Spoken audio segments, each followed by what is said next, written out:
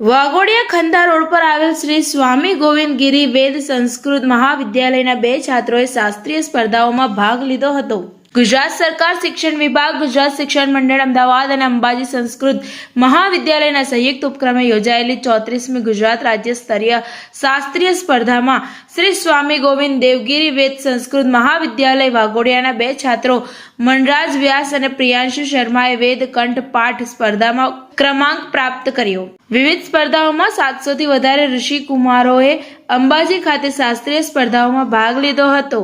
છાત્રોને આ ઉપલબ્ધિ પ્રાપ્ત કરવા બદલ સંસ્થાના ટ્રસ્ટીઓ, વ્યવસ્થાપકશ્રીઓ અને મહાવિદ્યાલયના પ્રધાનાચાર્ય ડોક્ટર બાલકૃષ્ણ દવે એ શુભેચ્છા પાઠવી ઉલ્લેખનીય છે।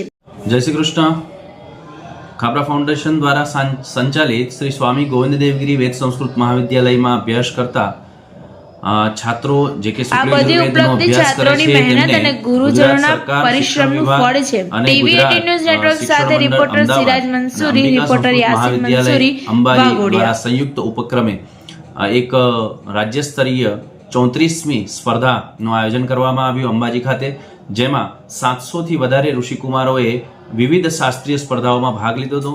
તેમાં આ પાઠશાલાના 2 છાત્રો એ શુક્લ યજુર્વેદ કંઠપાઠની અંદર દ્વિતીય અને તૃતીય ક્રમ પ્રાપ્ત કર્યો છે।